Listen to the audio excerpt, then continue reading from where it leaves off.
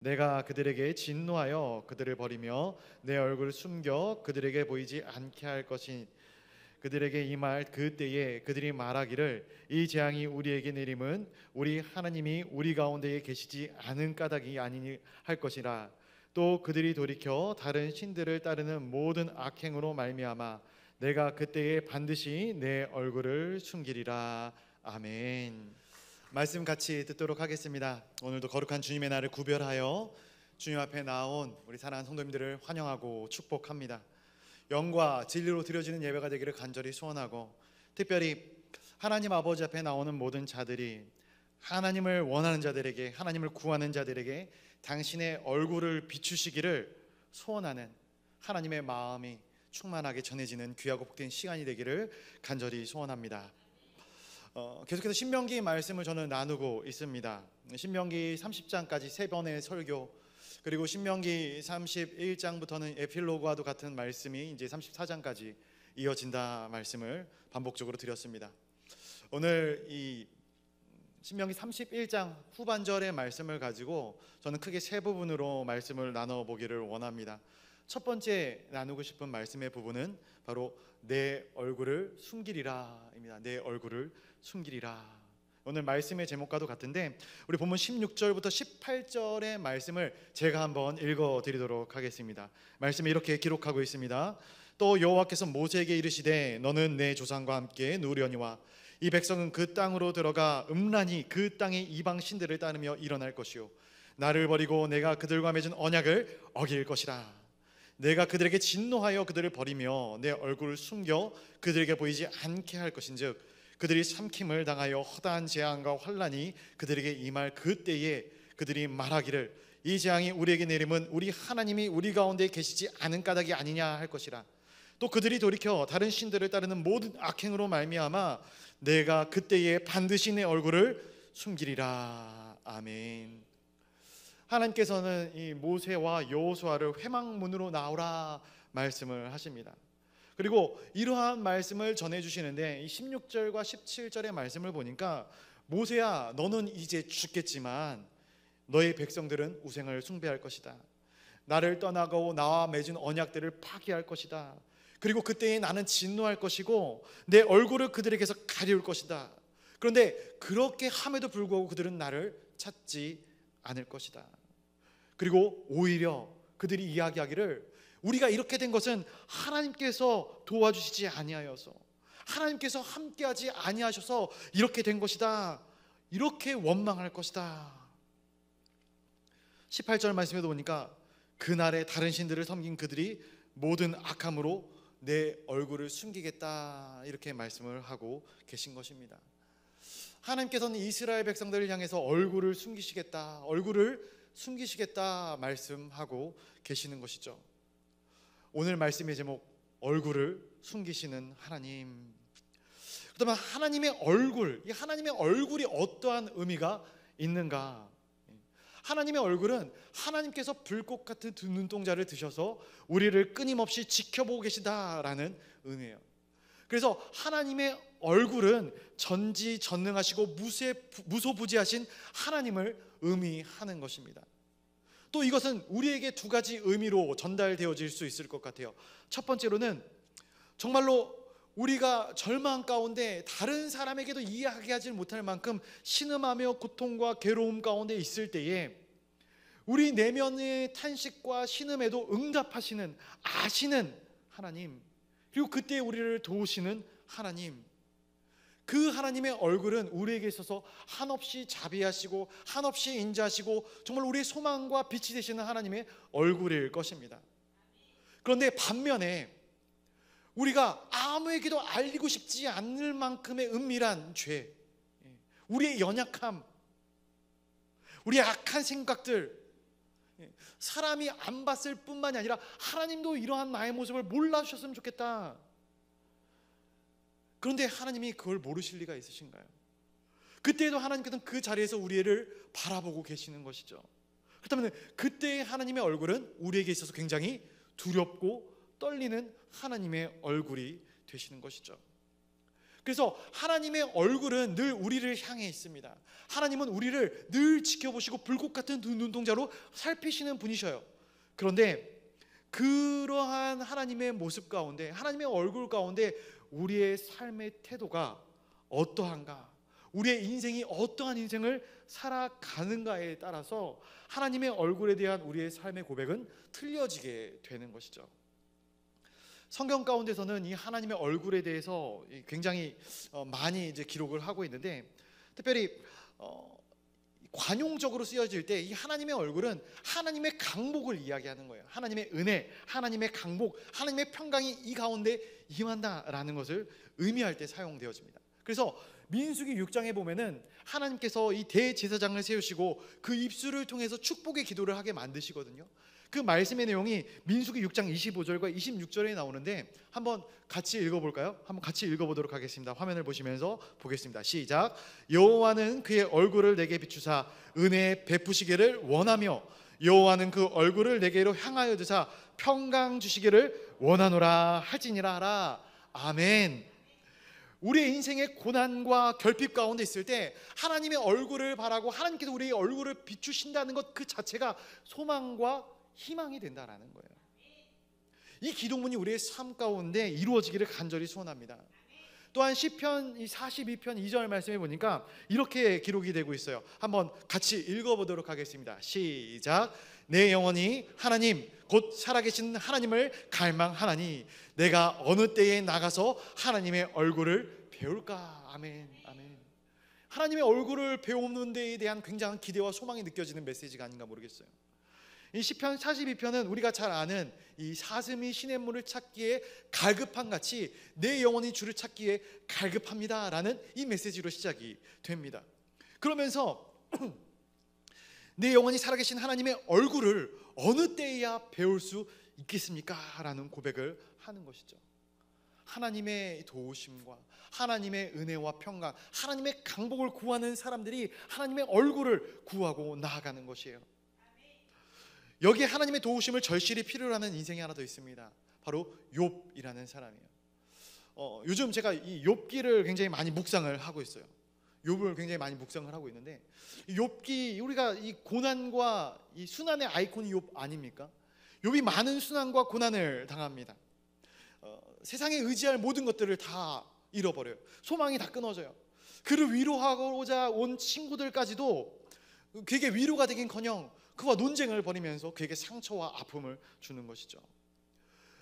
이러한 논쟁을 거치면서 욥은 거듭 생각합니다. 그런데 아무리 생각하고 또 생각해봐도 내가 당하고 있는 고난의 이유를 알 수 없는 거예요.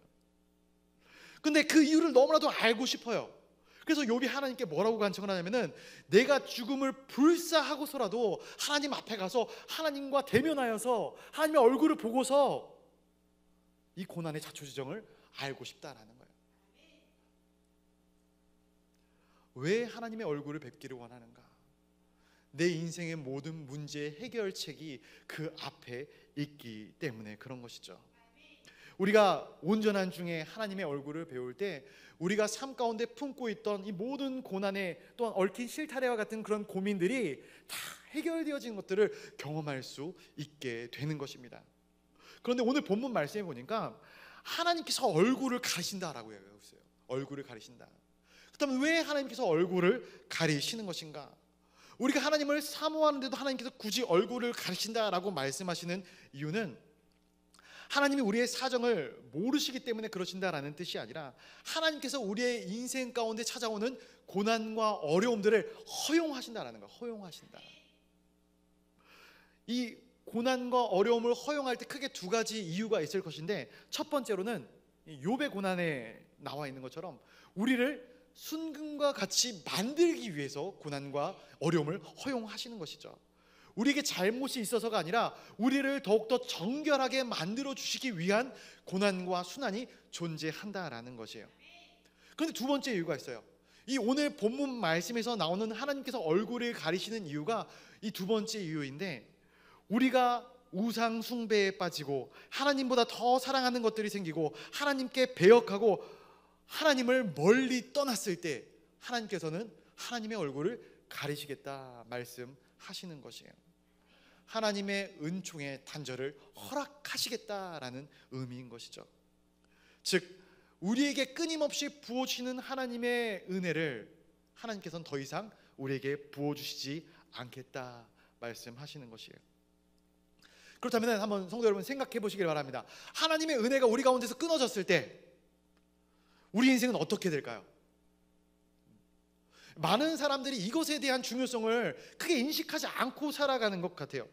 내가 특별히 하나님의 은혜가 없을지라도 하루 열심히 살고 열심히 일하면은 또 하루 무언가를 얻을 수 있겠지. 그렇게 또 하루하루를 살아나면서 네 인생을 살아나갈 수 있지 않겠느냐라고 생각하는 사람들이 많이 있어요. 그러나 조물주가, 피조물이 창조주가 창조하신 그 세상 가운데 살아가면서 그분의 은총이 단절되어진다라는 것 자체가 우리에게 있어서, 모든 피조물들에게 있어서 사형 선고와도 마찬가지다라는 것이에요.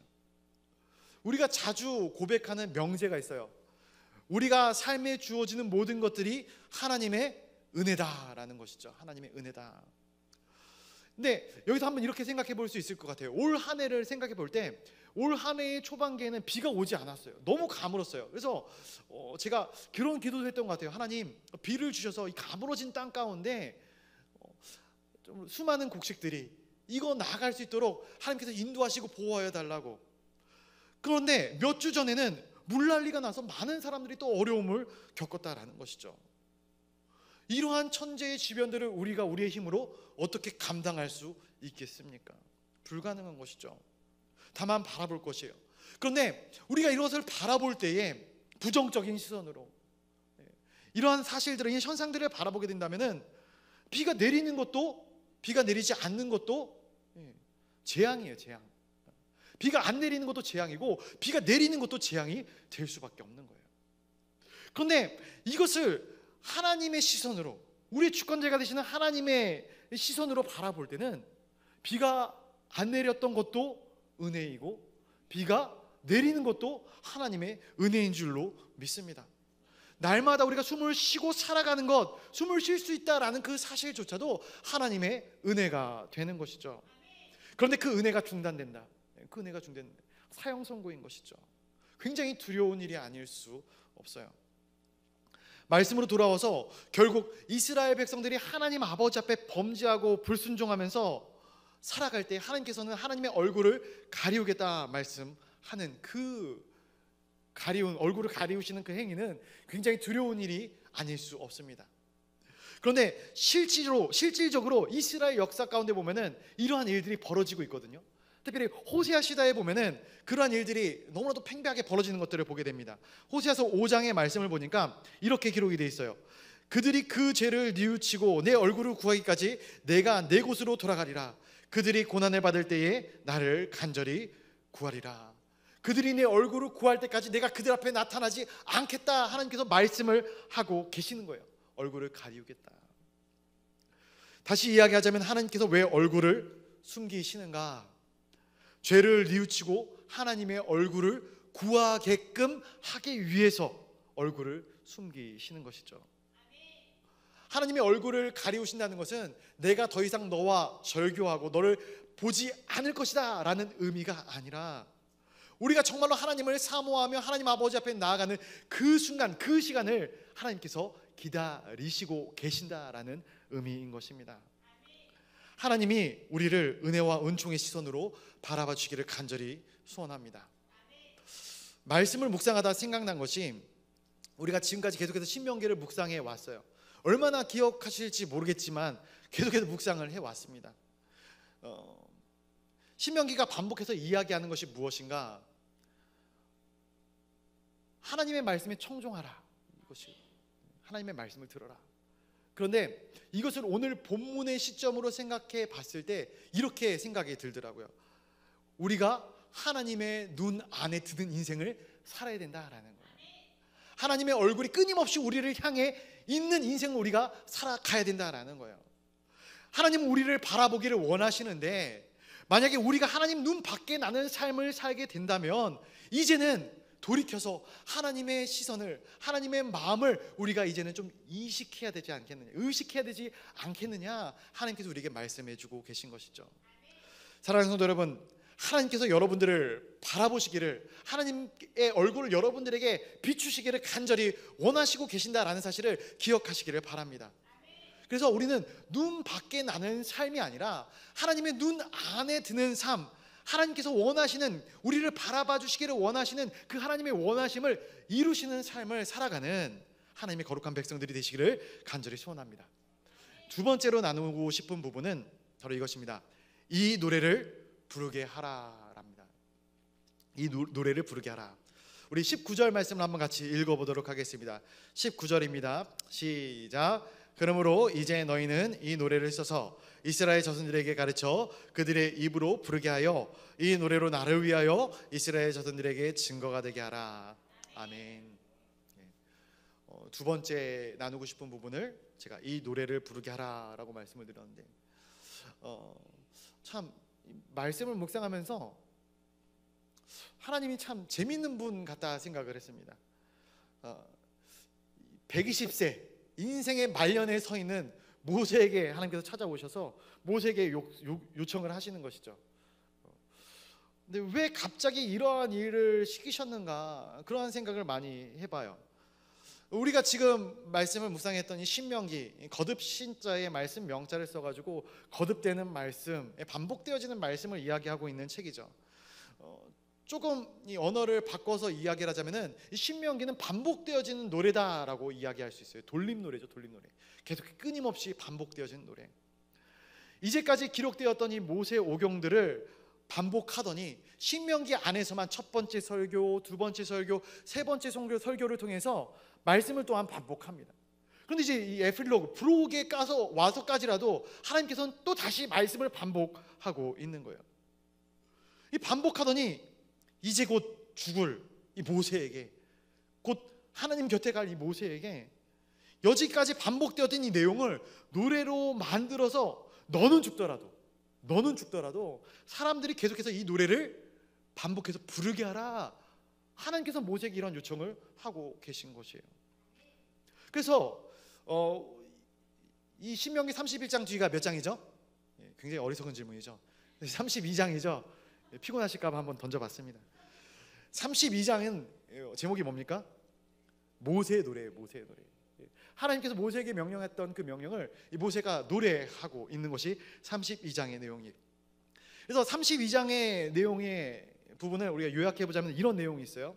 이스라엘 백성들은 하나님의 놀라운 구원에도 불구하고 결국에는 하나님께 불순종하고 우상 숭배에 빠지게 될 것이다. 그날 나는 그들에게 진노하고 내 얼굴을 그들에게서 가리울 것이다. 하나님의 경고의 메시지죠. 그런데 여기서 끝나는 것이 아니라 하나님은 마침내 그들을 긍휼히 여기셔서 그들을 괴롭히는 원수들을 쳐서 원수를 갚아 주실 것이다. 이것이 32장의 내용이거든요.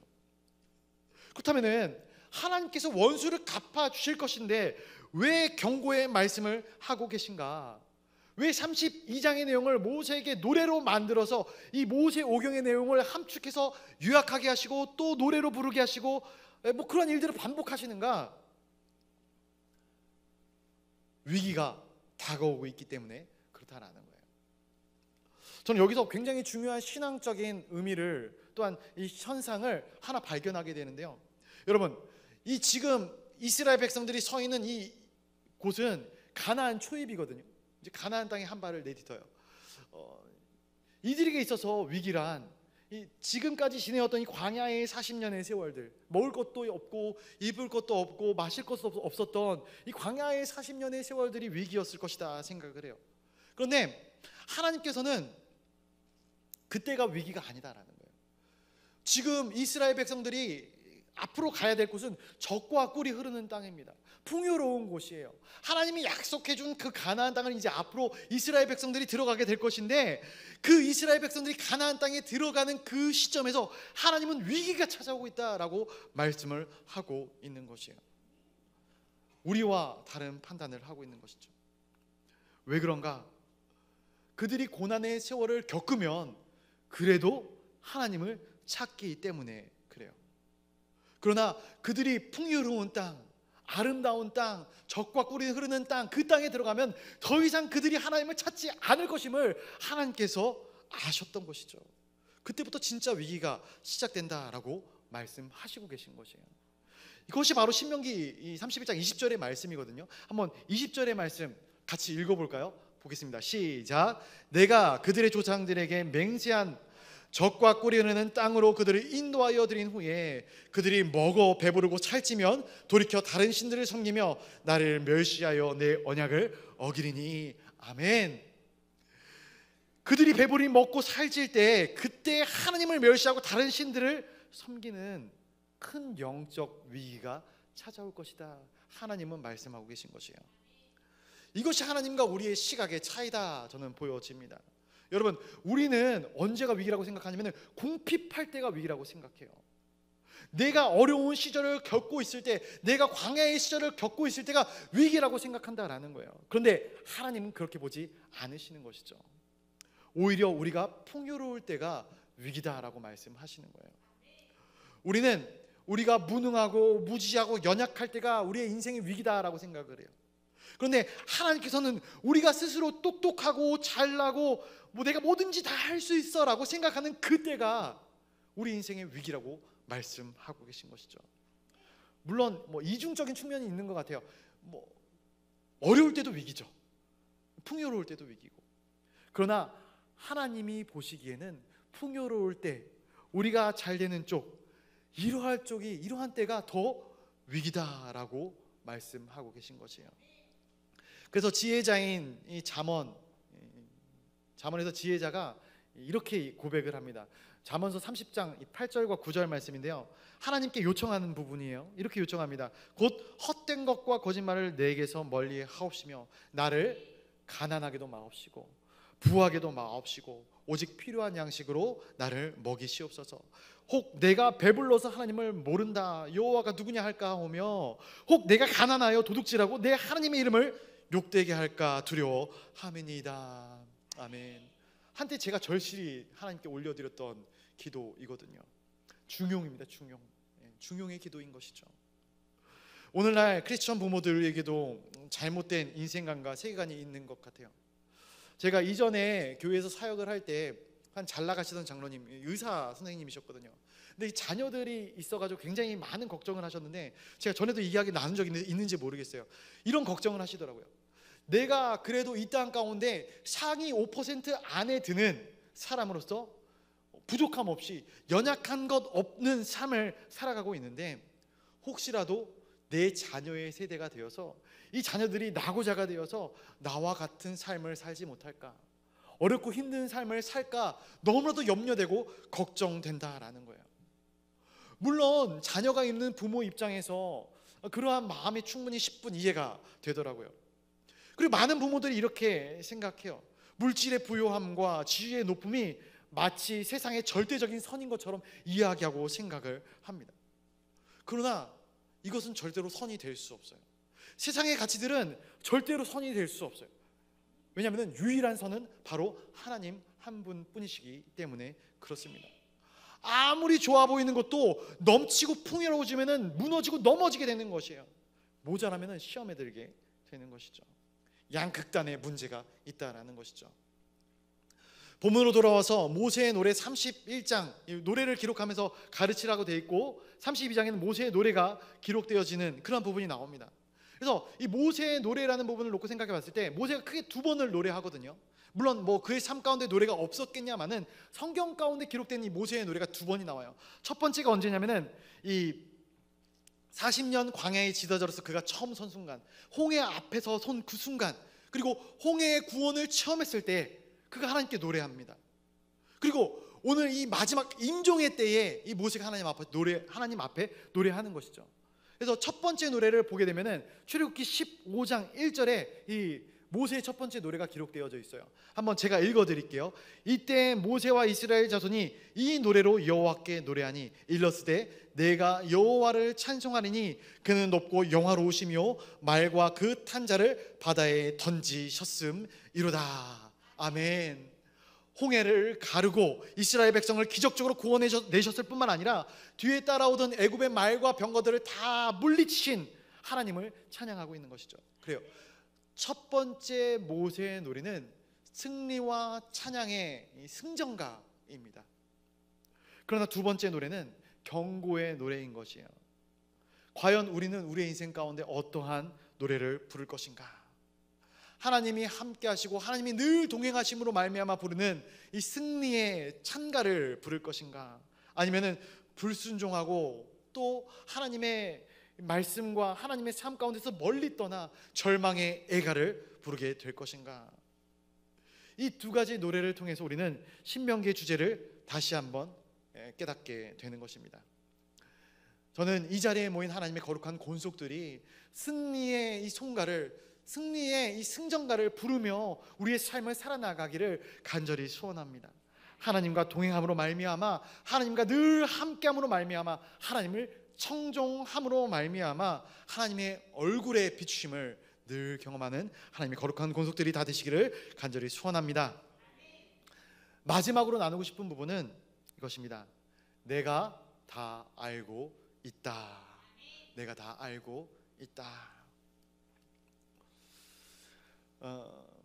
말씀을 먼저 좀 같이 보도록 하겠습니다. 우리 26절부터 28절까지의 말씀을 한번 같이 한 목소리로 읽어볼게요. 신명기 31장 26절부터 28절까지입니다. 시작. 이 율법책을 가져다가 너희 하나님 여호와의 언약 곁에 두어 너희에게 증거가 되게 하라. 내가 너희의 반역함과 목이 곧은 것을 아나니 오늘 내가 살아서 너희와 함께 있어도 너희가 여호와를 거역하였거든. 하물며 내가 죽은 후에 이리랴.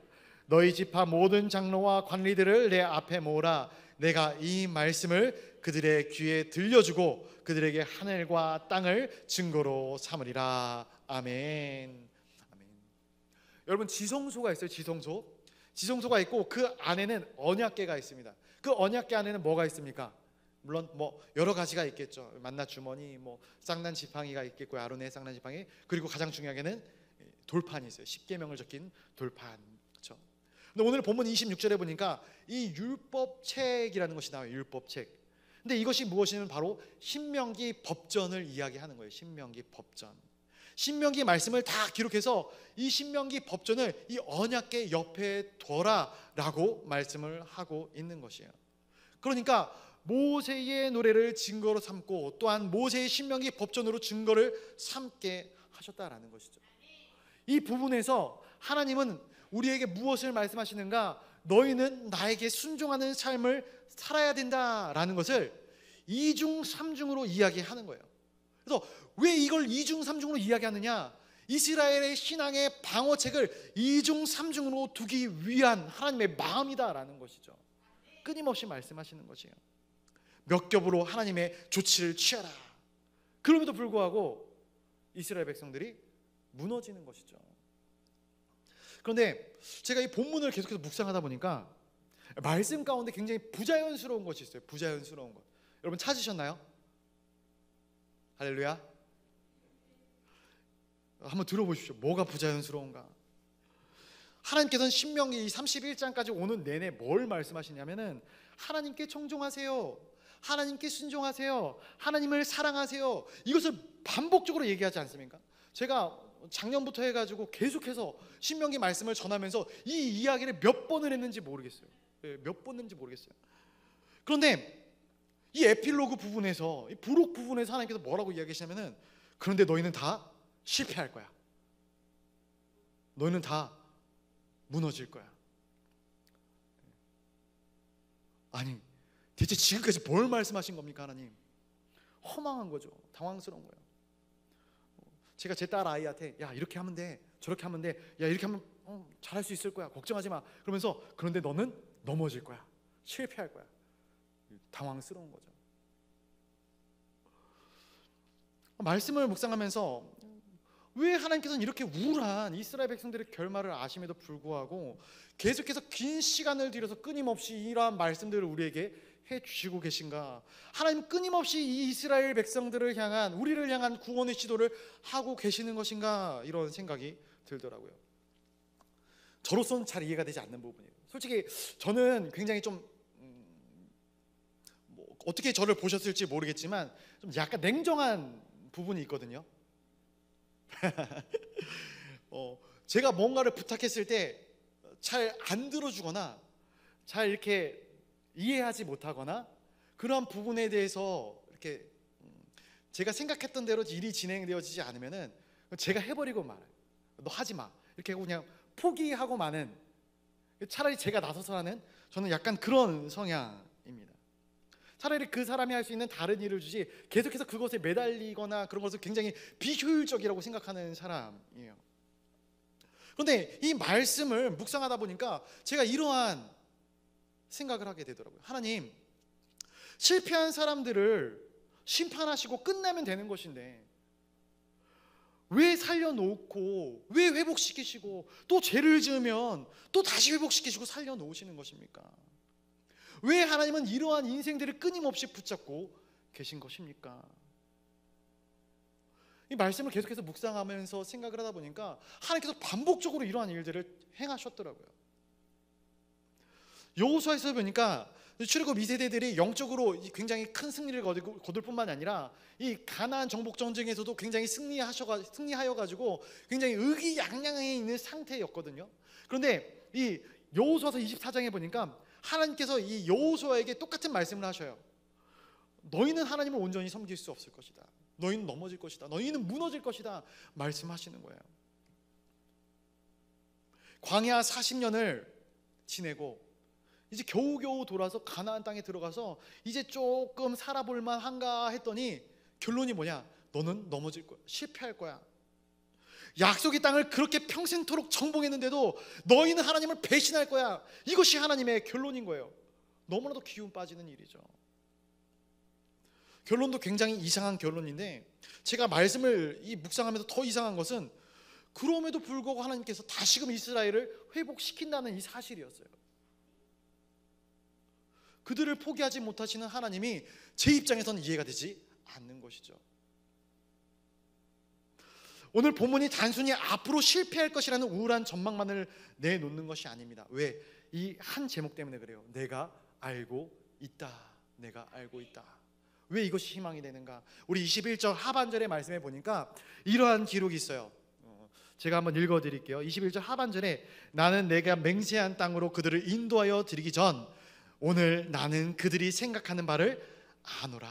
아노라. 하나님이 아신다라는 거예요. 하나님이 아마도 그들이 나를 배신할 거야, 이러한 단순한 예측과 예상을 하시는 것이 아니라 이미 다 알고 있다라는 거예요. 너희가 그렇게 행동할 것을, 너희가 나를 배반하고 내 뒤통수를 칠 것을 이미 나는 다 알고 있다라는 거예요. 그리고 27절에서도 보니까 27절에 이렇게 얘기합니다. 내가 너희의 반역함과 목이 곧은 것을 아나니 오늘 내가 살아서 너희와 함께 있어도 너희가 여호와를 거역하였은즉 하물며 내가 죽은 후의 일이랴. 모세까지도 그렇게 이야기하는 것이죠. 내가 너희의 반역함과 목이 곧은 것을 안다 말씀합니다. 여기서 안다라는 것은 단순히 지식적으로 안다라는 것을 의미하는 것이 아니에요. 히브리어로 야다. 오늘 이제 주일 낮 설교 시간에 우리 연 목사님이 아주 친절하게 너무나도 잘 설명을 해주셨는데, 이 야다라는 단어는 단순히 표면적인 알을 이야기하는 것이 아니에요. 그러니까 우리 성도님들이 저를 알지 않습니까? 저 사람은 이준 목사다, 그렇죠? 이렇게 아는 것이 야다가 아니에요. 이 야다는 무엇인가? 굉장히 친밀함이 이 야다라는 단어 가운데 묻어 있는 거예요. 부부 가운데의 친밀함. 부모가 내 자녀를 알 때 내 자녀의 성향, 식습관, 삶의 패턴들을 아는 것처럼 어떤 인격적으로 내가 이 사람을 아는 것을 야다라고 이야기하는 것이죠. 하나님께서 이스라엘에 대해서 야다하시다, 명확하게 알고 계시다라는 거예요. 그들의 삶의 패턴들, 그가 어떨 때 죄를 짓고 그들이 어떨 때 무너지고, 그러니까 하나님은 이것을 이야기할 수밖에 없는 거예요. 너희는 반드시 실패할 것이다. 예상이 아니에요. 확실히 일어날 일인 것이죠. 여러분, 오늘 본문의 말씀은 하나님께서 우리에게, 이스라엘 백성들에게 철저한 실패, 철저한 타락, 철저한 불순종, 이것이 예상을 넘어서 확정되어진다, 확실히 알고 계신다라는 것을 말씀해 주고 계신 거예요. 그렇다면 왜 하나님은 그럼에도 불구하고 반복적으로 말씀하고 계시는 것일까? 저는 이것에 대한 해답을 이미 우리에게 주셨다라고 생각을 합니다. 저는 말씀을 들으면서 확신했어요. 아, 그렇구나. 정말 우리에게 허락하셨구나. 부모 되신 성도님들에게 여쭤봅니다. 우리의 자녀의 실수와 실패, 우리 자녀들의 인생 가운데 이 실수와 실패가 반복될 것임을 모르시나요? 내 자녀는 꽃길만 걸을 거야. 저는 예술이 꽃길만 걷기를 간절히 바래요. 저희 아내가 어저께 그러더라고요. 유치부에서 이렇게 암송하는 게 있는데 2번 보고 다 외웠다고, 천재라고 자랑하는 게 아니라, 제가 왜 이야기를 하냐면은 부모들의 마음이 이런 것 같아요. 내 자녀가 잘난 것, 잘된 것을 바라고 또 그것을 막 이렇게 눈여겨보는 것이죠. 그것만 눈에 보이는 것이죠. 근데 그럼에도 불구하고 저는 그렇게 보지 않아요. 이 아이가 세상을 살아가면서 좌절감을 느끼고 실패감을 맛보고 어려움과 환난과 고난을 당할 것을 알고 있어요. 부모 되신 성도님들이 이미 다 알고 있는 것 아니겠습니까? 우리는 다 알고 있어요. 우리의 자녀들이 이 땅 가운데 태어나서 살아가면서 성공보다는 실패를 더 많이 경험할 것임을 알고 있어요. 때로는 우리의 마음 가운데 대못을 받고 우리를 힘들게 하는 그러한 일들을 벌일 것임을 우리가 알고 있어요. 압니다. 그럼에도 불구하고 우리는 그 아이를 격려하고 밀어주고 용서합니다. 그 이유가 무엇입니까? 다른 특별한 합리적인 이유가 있으십니까? 다른 이유가 없는 것이죠. 단 하나의 이유, 뭡니까? 사랑하기 때문에. 사랑하니까. 하나님이 모르셔서 시작하신 일이 아니에요. 다 알고 시작하신 일이에요. 하나님, 왜 그렇게 정말로 내가 보기에, 인간적인 눈으로 보기에 미련한 일들을 반복해서 행하시는 건 아닙니까? 아니요, 사랑하기 때문에. 예수님께서 12제자를 부르시죠. 12제자를 부르셔요. 그 중에 수제자 베드로. 예수님은 이 베드로가 자신을 3번 부인할 것을 알고 계셨어요. 그럼에도 이 베드로를 제자로 부르셔요. 베드로의 입장에서 생각해 볼 때 이러한 고백을 할 수 있을 것 같아요. 하나님, 예수님, 왜 나를 제자로 부르셔서 나로 이 부끄러움을 당하게 하십니까? 나로 이 수치를 당하게 하십니까? 나로 이 인생의 밑바닥을 보게 하십니까? 왜 저를 이렇게 비참하게 만드십니까? 오늘날 수많은 크리스천들이 이러한 고백을 하나님께 올리고 있지 않은가 생각을 해봐요. 하나님, 왜 인생 가운데 이렇게 어려움을 주셔서, 이렇게 고난을 주셔서, 힘듦을 주셔서 내 인생이 이렇게 지루하고 피곤하고 힘듭니까? 내 인생의 걸음걸음이 왜 이렇게 가시밭 걸음입니까? 그러나 예수님은 결국 베드로를 찾아오시죠. 시리에 빠진 베드로를 찾아오셔서 그를 위로하시는 거예요. 너 나 사랑하지 않느냐? 내가 다른 사람들보다 나를 더 사랑하지 않느냐? 3번 반복해서 말씀하시는 것이죠. 그가 실패할 것을 알지만, 우리가 넘어질 것을 알지만, 우리 인생이 무너질 것을 알지만, 그럼에도 불구하고 끝까지 우리를 붙드시는, 이것이 바로 하나님의 사랑인 것이죠. 우리가 다 이해할 수 없는 엄청난 사랑으로 우리를 사랑하시는 그 하나님의 사랑. 그 때문에 하나님은 모든 것을 다 아심에도 불구하고 우리의 인생을 시작시키시고 끝까지 이끌어 가시는 것입니다. 사랑하는 성도 여러분, 말씀을 맺고자 합니다. 때로는 우리의 인생의 시간이 너무나도 힘들어서 하나님, 왜 나를 이 땅 가운데 보내셨냐고, 왜 이 어려운 가정 가운데 나를 보내셨냐고, 왜 하나님 겪지 않아도 될 이 어려운 상황 가운데서 마음 가운데 고민을 하고 힘겨운 인생을 살아가게 하셨냐고 우리가 하나님 아버지 앞에 물을 때도 있을 줄로 압니다. 이 모든 시련과 환난 가운데 우리의 마음의 억장이 무너져 하나님을 원망할 때도 있을 줄로 압니다. 그러나 우리가 아무리 지치고 힘들어서 우리의 모든 것을 다 포기하고 싶은 그 순간에라도 하나님은 우리를 포기하지 아니하십니다. 반드시 우리를 일으키실 줄로 믿습니다. 하나님께서 오늘 본문 말씀을 통해서 우리에게 이러한 말씀을 전해주고 계신 것 같습니다. 반드시 내가 너를 회복시킬 것이다. 반드시 내가 너를 붙들어 주실 것이다. 반드시 내가 의로운 오른손으로 너를 지킬 것이다.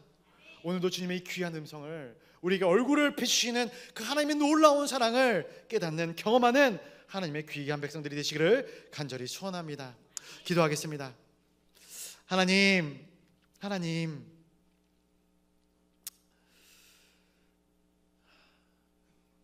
우리가 살아가는 것이 기쁘지만은 않습니다. 우리가 신앙의 길을 걷는 것이 죄악된 이 세상 가운데 맞지 않는 옷을 입고 살아가는 것처럼 힘들 때가 있습니다. 이 모든 옷을 다 벗어버리고 그냥 세상 사람들처럼 포기한 인생을 살아가고 싶습니다. 그런 마음이 우리 안에 들 때도 있습니다. 그러나 우리가 그런 마음을 품을 때라도, 좌절하고 낭망하여 하나님을 외면하고 싶은 그 순간에서라도 이 모든 것들을 다 아시고 우리의 마음을 다 아시어 끝까지 우리를 포기하지 아니하시고 다시금 돌이켜 주님의 길을 걷게 하시는 그 하나님의 놀라운 사랑과 은혜를 이 시간 말씀을 통해 경험합니다. 주님, 패역한 이 시대 가운데, 패역한 우리의 삶 가운데 오늘도 찾아주셔서 하나님, 당신을 바라보게 하여 주시고 당신의 얼굴을 구하게 하여 주시옵소서. 그때 우리를 바라봐 주시고 우리의 인생 가운데 참된 평안과 평강이 넘쳐 흘러가게 하여 주시옵소서. 모든 것 주님께 부탁드립니다. 예수 그리스도의 이름으로 기도드리옵나이다. 아멘.